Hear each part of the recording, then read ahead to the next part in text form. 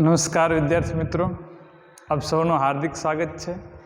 મિત્રો, લાસ્ટ લેક્ચરમાં આપણે કેટલાક એક્ઝામ્પલ્સ છે એ કેલ્ક્યુલેટ કર્યા હતા.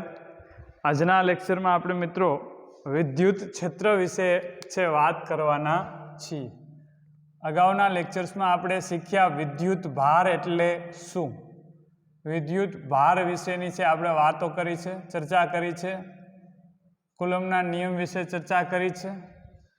આજના લેક્ચરમાં આપણે વિદ્યુત ક્ષેત્ર એટલે શું એ સમજવાની કોશિશ કરશું. રાઈટ?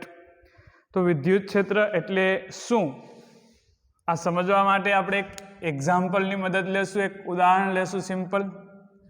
ધારો કે મિત્રો કાર્ટેશિયન યામ પદ્ધતિના ઉગમ બિંદુ પર, ધારો કે ઉગમ બિંદુ પર જ લેવું એવું જરૂરી નથી. ધારો કે ઉગમ બિંદુ પર એક ક્યુ વિદ્યુત ભારિત કણ રહેલો છે. ઉગમ બિંદુ પર ધારો કે ક્યુ વિદ્યુત ભારિત કણ રહેલો છે. મિત્રો, વિદ્યુત ક્ષેત્ર એટલે શું એ આપણે સમજવું છે. તો ઉદ્ગમ બિંદુ પર ક્યુ વિદ્યુત ભારિત કણ, ક્યુ વિદ્યુત ભારિત કણ એટલે કે એક કણ છે કે જેના પરનો વિદ્યુત ભાર ક્યુ છે, અથવા તો બિંદુવત વિદ્યુત ભાર જેને આપણે ગણી શકીએ, એ બિંદુવત વિદ્યુત ભાર ક્યુ રહેલ છે. રાઈટ? હવે મિત્રો ધારો કે આ ઉદ્ગમ બિંદુની સાપેક્ષે સદિશ આર સ્થાન સદિશ ધરાવતું કોઈ પી બિંદુ વિચારીએ આપણે. ઉદ્ગમ બિંદુની સાપેક્ષે જેનો સ્થાન સદિશ આર છે તેવું એક પી બિંદુ મિત્રો આપણે વિચારીએ. તો અહીં સદિશ ઓપી ઇઝ ઇક્વલ ટુ સદિશ આર છે અને સદિશ ઓપીનું મૂલ્ય એટલે કે સદિશ આરનું મૂલ્ય આપણે આર કહીએ. તો મિત્રો ઉદ્ગમ બિંદુની સાપેક્ષે સદિશ આર સ્થાન સદિશ ધરાવતું બિંદુ એક પી છે. રાઈટ? આ પી બિંદુ પાસે હવે ધ્યાનથી સમજજો મિત્રો, ધ્યાનથી, કે પી બિંદુ પાસે મિત્રો તમે એક ક્યુ વીજ ભારિત કણ મૂકો. પી બિંદુ પાસે તમે શું કરો? સ્મોલ ક્યુ વીજ ભારિત એક કણ અથવા તો બીજો એક બિંદુવત વિદ્યુત ભાર જેના પરનો વિદ્યુત ભાર કેટલો છે? સ્મોલ ક્યુ. આ મૂકવામાં આવે તો શું થાય? તો આપણે સૌ જાણીએ છીએ કે કુલમ્બના નિયમ અનુસાર મિત્રો આ કેપિટલ ક્યુ વિદ્યુત ભાર વડે સ્મોલ ક્યુ વિદ્યુત ભાર પર બળ લાગશે અને સ્મોલ ક્યુ વડે કેપિટલ ક્યુ પર બળ લાગશે. રાઈટ? આપણે જાણીએ છીએ આ વિદ્યુત ભાર વડે આના પર લાગતું બળ અને આ વિદ્યુત ભાર વડે આના પર લાગતું બળ સમાન મૂલ્યના હશે અને વિરુદ્ધ દિશાના હશે. આપણે જાણીએ છીએ. યસ ઓર નો? તો કુલમ્બના નિયમ અનુસાર, કુલમ્બના નિયમ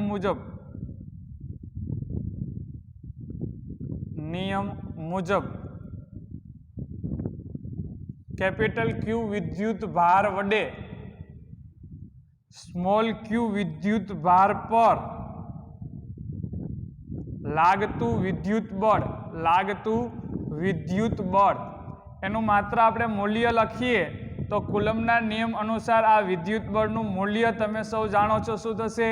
K × Q upon R square. જ્યાં R છે એ O અને P બિંદુ વચ્ચેનું અંતર અથવા તો કેપિટલ ક્યુ અને સ્મોલ ક્યુ વિદ્યુત ભારો વચ્ચેનું અંતર છે. આપણે સૌ મિત્રો જાણીએ છીએ. હવે મારો પ્રશ્ન ધ્યાનથી સાંભળજો કે હવે હું ક્યુ વિદ્યુત ભારિત કણ છે પી બિંદુ પાસેથી ઉઠાવી લઉં. સ્મોલ ક્યુ વિદ્યુત ભારિત કણ છે એ પી બિંદુ પાસેથી ઉઠાવી લઉં તો પી બિંદુ પાસે શું બચશે? પી બિંદુ પાસે કાંઈ એવું છે? તો કે કાંઈ નથી, અવકાશ છે. શું છે? અવકાશ છે. તો મિત્રો હવે મહત્વનો પ્રશ્ન હવે છે, પી બિંદુ પાસે કાંઈ નથી તો આ સ્મોલ ક્યુ વિદ્યુત ભાર ઉપર કોણ બળ લગાડી રહ્યું છે? કેવી રીતે બળ લગાડી રહ્યું છે? તો પી બિંદુ પાસે તો કાંઈ છે નહીં. તો પી બિંદુ પાસે સ્મોલ ક્યુ વિદ્યુત ભાર મૂકતા તેના પર બળ કોણ લગાડે છે? કેવી રીતે લગાડે છે? તો કોણ લગાડે છે એનો જવાબ તમારી પાસે છે. કોણ લગાડે છે? કેપિટલ ક્યુ વિદ્યુત ભાર સ્મોલ ક્યુ વિદ્યુત ભાર પર બળ લગાડે છે. રાઈટ? મિત્રો કેવી રીતે? આ બે વચ્ચે સંપર્ક તો છે નહીં. મારે તમારા પર બળ લગાડવું હોય તો મારે તમારો સંપર્ક તો કરવો પડે ને, તમારો કોન્ટેક્ટ તો કરવો પડે ને, તમારી સાથે ભૌતિક સંપર્ક ફિઝિકલ કોન્ટેક્ટ તો કરવો પડશે ને. યસ ઓર નો? હા કે ના? તો કે સાહેબ એવું નથી, ઘણા બળો છે એ સંપર્ક વગરે લાગતા હોય. યાદ આવે છે? રાઈટ. જે બળ સંપર્ક વગર લાગે છે એવા ક્ષેત્રીય બળો આપણે એને કહીએ છીએ. દાખલા તરીકે ગુરુત્વાકર્ષી બળ, એકબીજાથી દૂર અથવા તો છૂટા છૂટા રહેલા બે દળધારિત પદાર્થો એકબીજા પર શું લગાડે છે? આકર્ષી પ્રકારનું બળ, જેને આપણે ગુરુત્વ બળ કીધું. રાઈટ. જે કેવું છે? ક્ષેત્રીય બળ છે, સંપર્ક વગર લાગે છે. સેમ વે મિત્રો અહીંયા પણ આ ક્યુ વિદ્યુત બાર, સ્મોલ ક્યુ વિદ્યુત બાર ઉપર જે બળ લગાડે છે એ વિધાઉટ ફિઝિકલ કોન્ટેક્ટ, ભૌતિક સંપર્ક વગર લગાડે છે. આ બળ કયું બળ આપણે કીધું? વિદ્યુત બળ. તો મિત્રો વિદ્યુત બળ જે છે એ પણ ક્ષેત્રીય બળ છે. કેવું બળ છે? ક્ષેત્રીય બળ. એક ક્ષેત્રને કારણે લાગતું બળ. તો આ કયું ક્ષેત્ર? તો કે આ ક્ષેત્ર છે એને વિદ્યુત ક્ષેત્ર કહેવામાં આવે છે. કયું ક્ષેત્ર? વિદ્યુત ક્ષેત્ર. જેવી રીતે મિત્રો દરેક દળધારી પદાર્થ, સાંભળજો, જેવી રીતે મિત્રો દરેક દળધારિત પદાર્થ પોતાની આસપાસ જે ક્ષેત્ર ઉત્પન્ન કરે છે એને કારણે તેમાં રહેલ બીજા દળધારિત પદાર્થ ઉપર એક આકર્ષી બળ લાગે છે. એ બળને આપણે કીધું ગુરુત્વ બળ અને આ ક્ષેત્રને કીધું ગુરુત્વ ક્ષેત્ર. સિમિલરલી, સેમ રીતે, આવી જ રીતે મિત્રો દરેક વીજભારિત પદાર્થ, જે પદાર્થ પર ચોખ્ખો વીજભાર રહેલો છે તેવો પદાર્થ, દરેક વીજભારિત પદાર્થ પોતાની આસપાસના વિસ્તારમાં એવી અસર ઉત્પન્ન કરે છે કે જેને કારણે, એ અસરને કારણે એ વિસ્તારમાં અન્ય વીજભારિત કણ આવે. કોણ આવે? અન્ય વીજભારિત કણ આવે તો તે બળ અનુભવે છે. આ જે વિસ્તાર છે એ વિસ્તારને વિદ્યુત ભારનું વિદ્યુત ક્ષેત્ર કહેવામાં આવે છે. શું કહેવામાં આવે છે? વિદ્યુત ભારનું વિદ્યુત ક્ષેત્ર કહેવામાં આવે છે. ફોર એક્ઝામ્પલ, આપણે જે ક્યુ વિદ્યુત ભારની વાત કરી, કેપિટલ ક્યુ વિદ્યુત ભાર, એ પોતાની આસપાસના વિસ્તારમાં એક એવી અસર ઉત્પન્ન કરે છે. એ અસરમાં અન્ય વીજભારિત કણ, કોણ છે? સ્મોલ ક્યુ. અન્ય વીજભારિત કણ આવે તો તે વીજભારિત કણ પર પેલો વીજભારિત કણ છે એ બળ લગાડે છે. આ બળને વિદ્યુત બળ કહેવાય. અને આ વીજભાર કે જે પોતાની આસપાસ જે વિસ્તારમાં, આસપાસના વિસ્તારમાં જે અસર ઉત્પન્ન કરે છે એ અસરને આ વિદ્યુત ભારનું વિદ્યુત ક્ષેત્ર કહેવામાં આવે છે. તો વિદ્યુત ક્ષેત્રનો ભૌમિતિક અર્થ, વિદ્યુત ક્ષેત્ર એટલે શું એ આપણે વાત કરીએ તો કે વિદ્યુત ભાર પોતાની આસપાસના વિસ્તારમાં, પોતાની આસપાસના વિસ્તારમાં એવી અસર ઉત્પન્ન કરે છે, એવી અસર ઉત્પન્ન કરે છે કે જેમાં, એટલે વિસ્તારમાં, કે જેમાં એવી અસર ઉત્પન્ન કરે છે કે જેમાં, એટલે કે વિસ્તારમાં અન્ય વીજભારિત કણ, અન્ય વીજભારિત કણ, અન્ય વિદ્યુત ભારિત કણ વિદ્યુત બળ અનુભવે છે. વિદ્યુત બળ અનુભવે છે. તો વિદ્યુત ભાર પોતાની આસપાસ આ પ્રકારની જે અસર ઉત્પન્ન કરે છે તેને, તે વિદ્યુત ભારનું વિદ્યુત ક્ષેત્ર કહેવામાં આવે છે. તો તમને પ્રશ્ન થશે કે સાહેબ આ વિદ્યુત ભાર છે એ પોતાની આસપાસ એવી અસર ઉત્પન્ન કરે છે કે જે વિસ્તારમાં અન્ય વીજભારિત કણને મૂકવામાં આવે તો તે વિદ્યુત બળ અનુભવે છે. તો પ્રશ્ન હવે એમ થાય તો આ સ્મોલ ક્યુ વિદ્યુત ભાર એ વિદ્યુત ક્ષેત્ર નહીં ઉત્પન્ન કરતું હોય? તો કે એ કરે ભાઈ. સ્મોલ ક્યુ એ પોતાની આસપાસના વિસ્તારમાં વિદ્યુત ક્ષેત્ર ઉત્પન્ન કરે, એને કારણે કોના ઉપર બળ લાગશે? એને કારણે કેપિટલ ક્યુ ઉપર બળ લાગશે. તો પોતાનું જ વિદ્યુત ક્ષેત્ર પોતાના પર બળ નહીં લગાડે. કેપિટલ ક્યુ નું વિદ્યુત ક્ષેત્ર છે કેપિટલ ક્યુ પર બળ નથી લગાડતું. કેપિટલ ક્યુ નું વિદ્યુત ક્ષેત્ર સ્મોલ ક્યુ વિદ્યુત ભાર પર બળ લગાડે છે અને સ્મોલ ક્યુ નું વિદ્યુત ક્ષેત્ર છે એ કેપિટલ ક્યુ પર વિદ્યુત બળ લગાડે છે. રાઈટ. હવે આગળ ચર્ચા કરીએ આપણે મિત્રો પી બિંદુ પર તમે સ્મોલ ક્યુ વિદ્યુત ભાર મૂકેલ છે તો કેપિટલ ક્યુ વડે સ્મોલ ક્યુ પર લાગતું વિદ્યુત બળ આપણે સમીકરણ 1 માં લખ્યું, માત્ર એનું મૂલ્ય લખેલું છે અત્યારે માત્ર એનું મૂલ્ય લખેલું છે। હવે આવી રીતે મિત્રો તમે આ જે સ્મોલ ક્યુ વિદ્યુત ભાર છે એને જુદા જુદા બિંદુએ મૂકી અને જોવો જોઈએ દરેક બિંદુ પાસે સરખું બળ લાગશે કે જુદું જુદું। દાખલા તરીકે એક એ બિંદુ છે મિત્રો, એ બિંદુ પાસે હવે આ ક્યુ વિદ્યુત ભારને આપણે લાવીએ છીએ તો હવે કેપિટલ ક્યુ વિદ્યુત ભાર વડે એ બિંદુ પર પાસે જ્યારે આપણે સ્મોલ ક્યુ વિદ્યુત ભાર મૂકીએ છીએ ત્યારે કેટલું બળ લાગશે। ધારો કે ઉદ્ગમ બિંદુ O ની સાપેક્ષે એ બિંદુનો સ્થાન સદિશ R1 છે, ઉદ્ગમ બિંદુની સાપેક્ષે એ બિંદુનો સ્થાન સદિશ R1 છે તો મિત્રો એ બિંદુ પાસે રહેલ સ્મોલ ક્યુ વિદ્યુત ભાર પર કેપિટલ ક્યુ વિદ્યુત ભાર વડે લાગતું વિદ્યુત બળ શું થશે? F = KQ/R1² થશે। યસ ઓર નો? હા કે ના? એવી રીતે મિત્રો આપણે એક બી બિંદુ લઈએ, બી બિંદુનો ઉદ્ગમ બિંદુની સાપેક્ષે સ્થાન સદિશ ધારો કે R2 છે।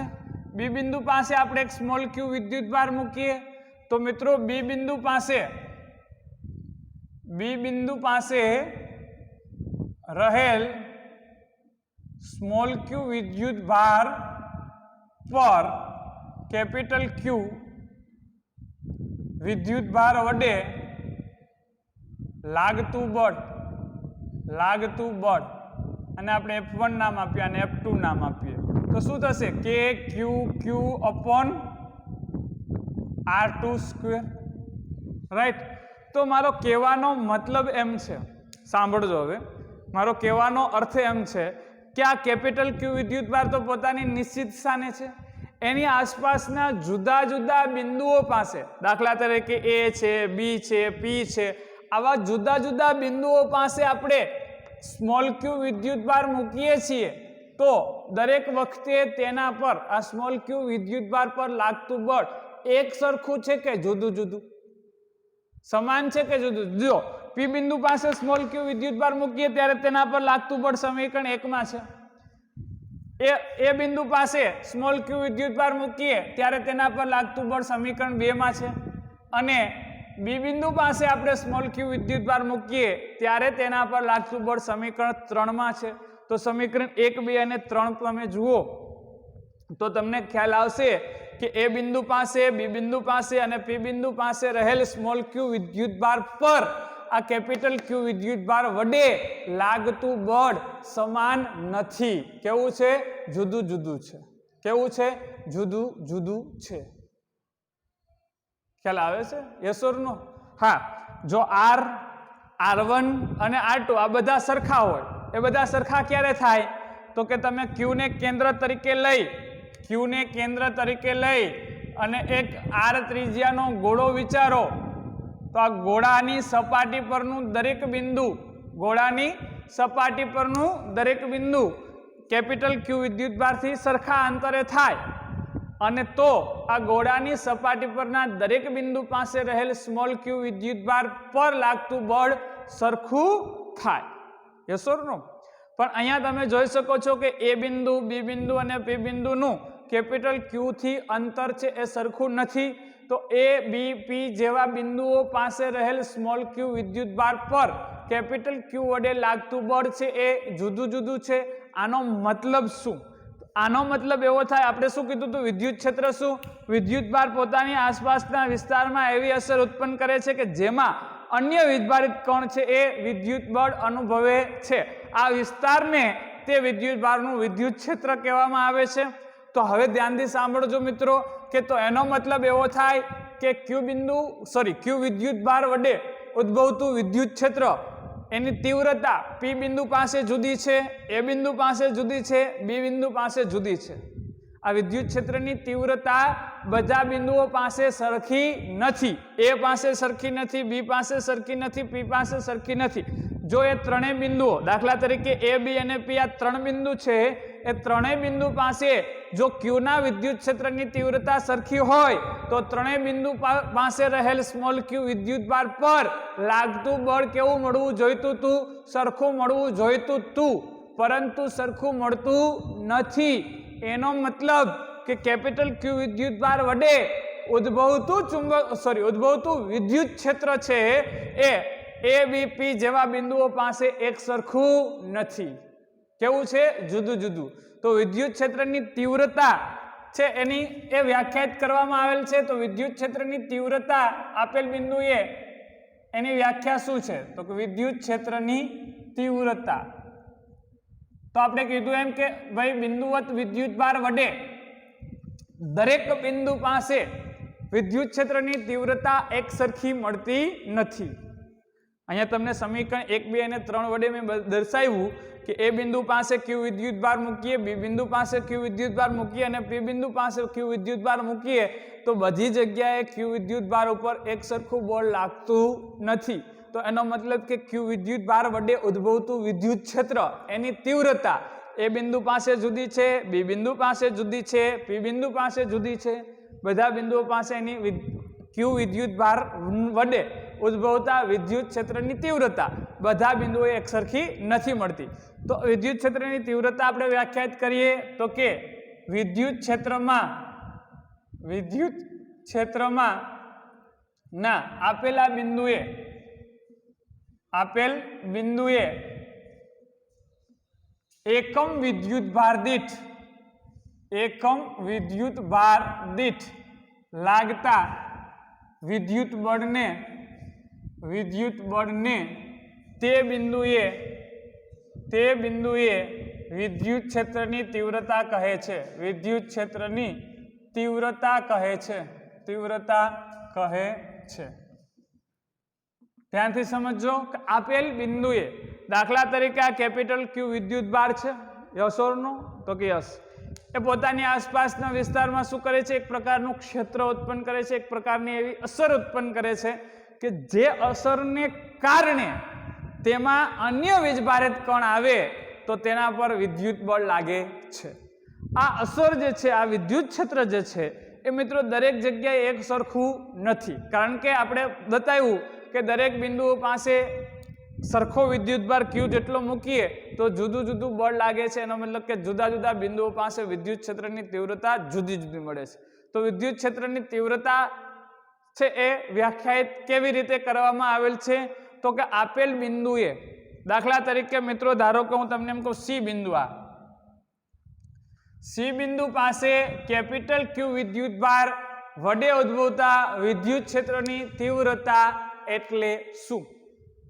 સી બિંદુ પાસે કેપિટલ Q વિદ્યુતભાર વડે ઉદ્ભવતા વિદ્યુત ક્ષેત્રની તીવ્રતા એટલે શું? તો મિત્રો ધ્યાનથી સમજજો કે આપેલ બિંદુ, એ કયું બિંદુ લીધું આપણે? સી બિંદુ. એકમ વિદ્યુતભાર દીઠ લાગતા બળને, આપેલ બિંદુએ એકમ વિદ્યુતભાર દીઠ લાગતા વિદ્યુત બળને તમારે મિત્રો અહીંયા એક એકમ વિદ્યુતભાર મૂકવાનો છે. કેટલા એકમ? એક એકમ વિદ્યુતભાર મૂકવાનો છે. જેમ અહીંયા તમે પી બિંદુ પાસે કેટલો વિદ્યુતભાર મૂક્યો? Q. એ બિંદુએ Q, બી બિંદુએ Q. એમ મિત્રો વિદ્યુત ક્ષેત્રની તીવ્રતા એટલે શું? તો કે એકમ વિદ્યુતભાર દીઠ લાગતું વિદ્યુત બળ. એકમ વિદ્યુતભાર દીઠ લાગતું વિદ્યુત બળ. તો સમજો મિત્રો, Q બિંદુ પાસે એક એકમ વિદ્યુતભાર હોય તો Q બિંદુ પાસે રહેલ એક એકમ વિદ્યુતભાર પર આ કેપિટલ Q કેટલું વિદ્યુત બળ લગાડશે?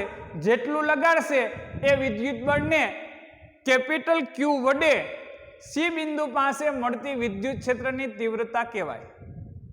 જેટલું વિદ્યુત બળ સી બિંદુ પાસે એક એકમનો વિદ્યુતભાર મૂકતા તેના પર જેટલું વિદ્યુત બળ લાગે, કોના વડે? કેપિટલ Q વડે. કેપિટલ Q વડે સી બિંદુ પાસે રહેલા એકમ વિદ્યુતભાર પર જેટલું વિદ્યુત બળ લાગે તે વિદ્યુત બળને સી બિંદુ પાસે વિદ્યુત ક્ષેત્રની તીવ્રતા કહેવાય. કોને લીધે ઉદ્ભવતી વિદ્યુત ક્ષેત્ર? કેપિટલ Q વડે ઉદ્ભવતા વિદ્યુત ક્ષેત્રની તીવ્રતા કહેવાય. તો तो मित्रों सी बिंदु पासे जे एकम विद्युतभार छे तेना पर कैपिटल क्यू वडे लागतुं विद्युत बळ एनुं मूल्य केटलुं थाय तो के कूलम्बना नियम अनुसार K × Q × 1/r², જ્યાં r શું છે કેપિટલ Q અને C બિંદુએ રહેલ 1 કુલમ્બ વિદ્યુતભાર એમની વચ્ચેનું અંતર, અથવા તો એને RC કહી દઉં. ચલો આ અંતરને હું શું કહી દઉં? RC કહી દઉં. તો એ થશે K × Q × 1/RC². આ જે બળ મળ્યું એ બળને સી બિંદુ પાસે વિદ્યુત ક્ષેત્રની તીવ્રતા કહેવાયો. એ બળને સી બિંદુ પાસે વિદ્યુત ક્ષેત્રની તીવ્રતા કહેવામાં આવે છે. આપેલ બિંદુએ એકમ વિદ્યુતભાર દીઠ, આ અગત્યની વાત છે, એકમ વિદ્યુતભાર દીઠ લાગતા વિદ્યુત બળને તે બિંદુએ વિદ્યુત ક્ષેત્રની તીવ્રતા કહેવામાં આવે છે. ધારો કે અહીંયા સી બિંદુ પાસે ક્યુ વિદ્યુતભાર હોત સી બિંદુ પાસે મિત્રો ક્યુ વિદ્યુતભાર હોત તો તેના પર કેટલું બળ લાગત કેપિટલ ક્યુ વડે? તો કે K Q × Q/RC². તેથી એકમ વિદ્યુતભાર દીઠ લાગતું બળ શું થાય? આ તો ક્યુ વિદ્યુતભાર પર લાગતું બળ છે. તેથી એકમ વિદ્યુતભાર પર લાગતું બળ શું થાય? એકમ વિદ્યુતભાર એટલે કાં તો તમે કેપિટલ સ્મોલ ક્યુ છે એની જગ્યાએ 1 એકમ મૂકી દો, કાં તો તમે એને F ના છેદમાં લઈ લો. તેથી એકમ વિદ્યુતભાર દીઠ લાગતું બળ આ શું છે મિત્રો? ક્યુ વિદ્યુતભાર પર લાગતું બળ. સી બિંદુ પાસે રહેલ સ્મોલ ક્યુ વિદ્યુતભાર પર કેપિટલ ક્યુ વિદ્યુતભાર વડે લાગતું વિદ્યુત બળ આટલું છે. તેથી એકમ વિદ્યુતભાર દીઠ લાગતું વિદ્યુત બળ એટલે કે એકમ વિદ્યુતભાર દીઠ લાગતું વિદ્યુત બળ એટલે કે વિદ્યુત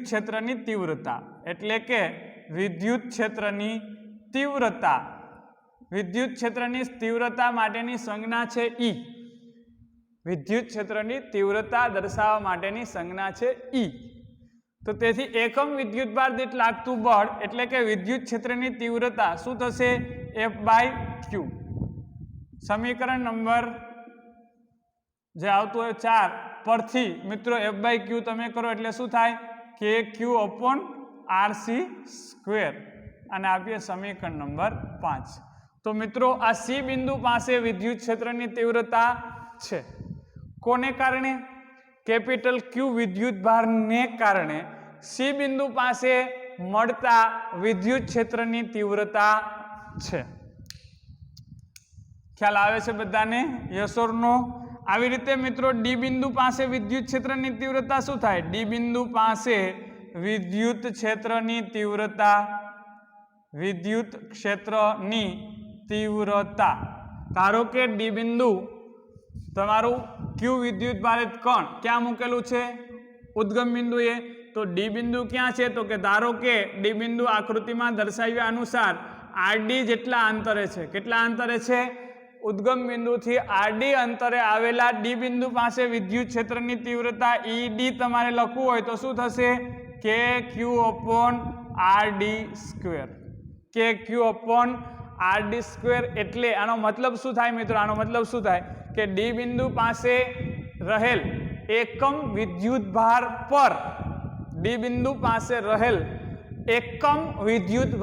પર કેપિટલ ક્યુ વિદ્યુતભાર વડે લાગતું બળ એટલે ડી બિંદુ પાસે કેપિટલ ક્યુ વિદ્યુતભાર ને લીધે ઉદ્ભવતા વિદ્યુત ક્ષેત્રની તીવ્રતા. ખ્યાલ આવે છે? યસ ઓર નો? હા કે ના? હજી હું ધારો કે એક બિંદુ લઉં એક્સ બિંદુ. ચલો હજી હું એક બિંદુ લઉં છું મિત્રો એક્સ બિંદુ ઉદ્ગમ બિંદુથી અથવા તો કેપિટલ ક્યુ વિદ્યુતભારથી ધારો કે RX અંતરે આવેલું છે. કેટલા અંતરે આવેલું છે? RX અંતરે. તો આ એક્સ બિંદુએ વિદ્યુત ક્ષેત્રની તીવ્રતા શું હશે? કોના વિદ્યુત ક્ષેત્રની તીવ્રતા? કેપિટલ ક્યુ ના વિદ્યુત ક્ષેત્રની તીવ્રતા. કોના? કેપિટલ ક્યુ વિદ્યુતભાર ના વિદ્યુત ક્ષેત્રની તીવ્રતા એક્સ બિંદુ પાસે શું હશે?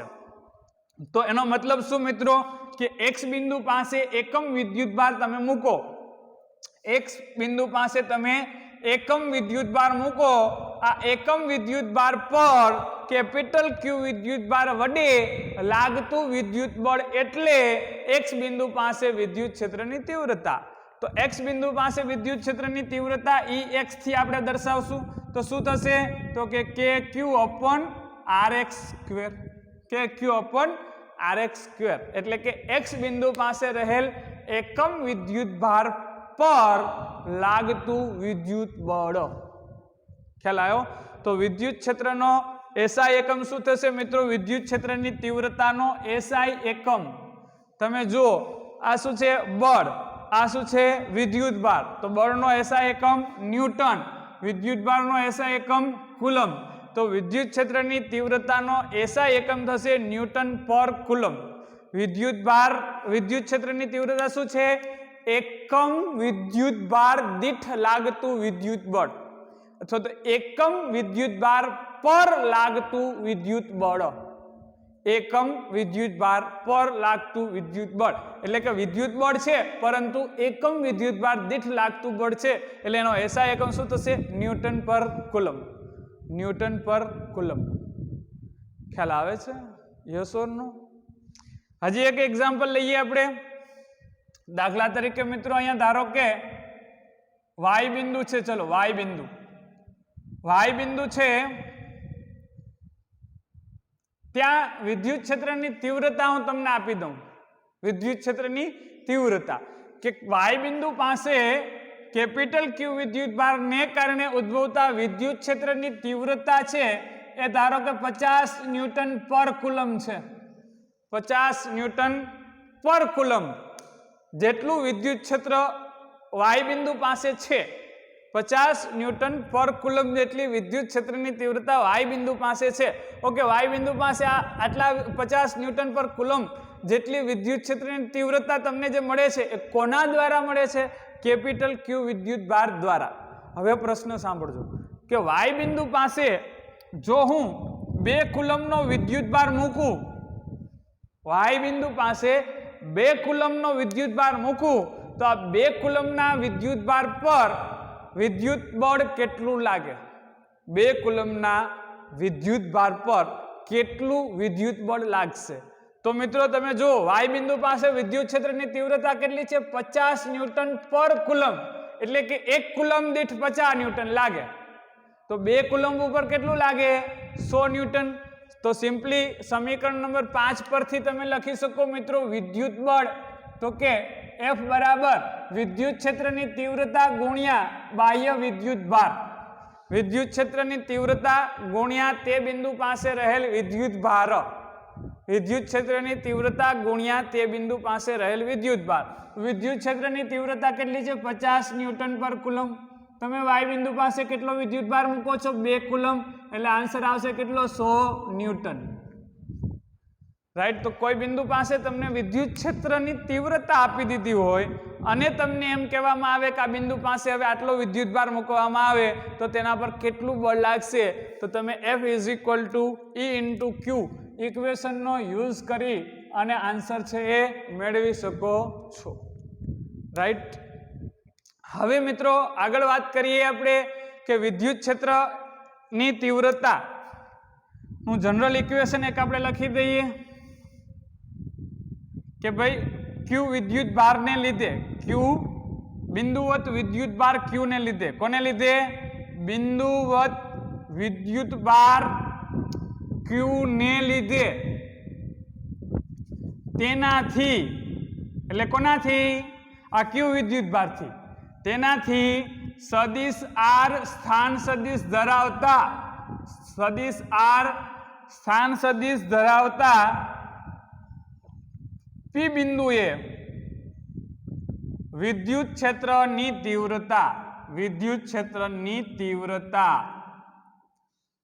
આ એક જનરલ ઇક્વેશન નોટ કરી લેજો મિત્રો કે બિંદુવત વિદ્યુતભાર Q ને લીધે તેનાથી એટલે કોનાથી? આ Q વિદ્યુતભારથી સદિશ R સ્થાન સદિશ ધરાવતા P બિંદુએ વિદ્યુત ક્ષેત્રની તીવ્રતા વિદ્યુત ક્ષેત્રની તીવ્રતા માટેની સંજ્ઞા છે E ઇઝ ઇક્વલ ટુ શું થશે કે ક્યુ અપોન આર સ્ક્વેર કે ક્યુ અપોન આર સ્ક્વેર અને મિત્રો પી બિંદુએ વિદ્યુત ક્ષેત્રની તીવ્રતા એટલે પી બિંદુએ એકમ વિદ્યુત ભાર દીઠ લાગતું બળ એકમ વિદ્યુત ભાર દીઠ લાગતું બળ તો E is equal to F by Q is equal to શું થશે કે Q upon R square right અને બીજું ઇક્વેશન કે તમે કોઈ બિંદુ પાસે વિદ્યુત ક્ષેત્રની તીવ્રતા જાણતા હો તો તે બિંદુ પાસે રહેલ વિદ્યુત ભારિત કણ પર લાગતું બળ F is equal to E into Q ઇક્વેશનથી તમે શોધી શકો છો તો બે ઇક્વેશન તમે મિત્રો નોટ કરી લેજો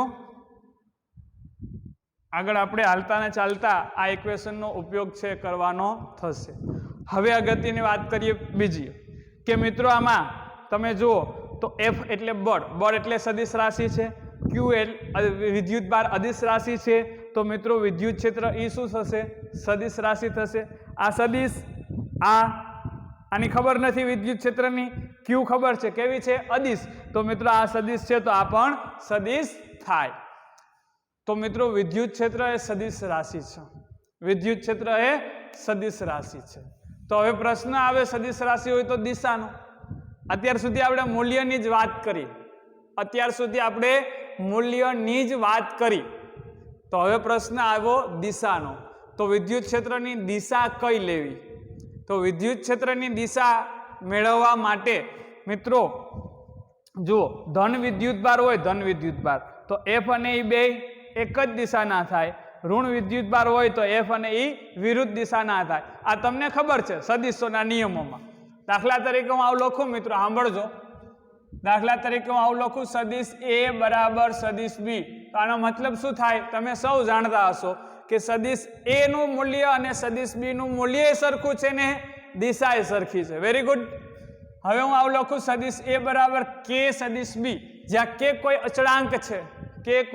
અચળાંક છે તો આનો મતલબ શું થાય કે સદિશ A નું મૂલ્ય B ના મૂલ્ય કરતા K ગણું છે અને બેની દિશા એક જ છે હું આવું લખું સદિશ A બરાબર -KB તો આનો મતલબ શું થાય કે સદિશ A નું મૂલ્ય B ના મૂલ્ય કરતા K ગણું છે અને સદિશ A અને સદિશ B ની દિશા વિરુદ્ધ છે આવું તમે જાણો છો તો તમે જો આ ઇક્વેશન જો F is equal two Q into E Q લખો કે Q E લખો આ ઇક્વેશન તમે જો F is equal two Q into E આમાં કોણ કોણ સદિશ છે મિત્રો તો કે F સદિશ છે અને વિદ્યુત ક્ષેત્રની તીવ્રતા સદિશ રાશિ છે તો વાત રહી Q ની તો Q તો અદિશ છે તો Q ના બે પ્રકાર છે એક પોઝિટિવ એક નેગેટિવ તો Q ધન હોય તો બળ અને વિદ્યુત ક્ષેત્રની દિશા એક જ થાય અને Q ઋણ હોય તો બળ અને વિદ્યુત ક્ષેત્રની દિશા વિરુદ્ધ થાય તો હવે વિદ્યુત ક્ષેત્રની દિશા માટે આપણે કહેશું કે ધન વીજભાર પર લાગતું બળ વિદ્યુત ક્ષેત્રની દિશામાં ઋણ વિદ્યુત ભાર પર લાગતું બળ વિદ્યુત ક્ષેત્રની વિરુદ્ધ દિશામાં હોય છે ક્લિયર વધારે ચર્ચા કરીએ એના વિશે વિદ્યુત ક્ષેત્રની દિશા વિશે આપણે વધારે ચર્ચા છે એ કરીએ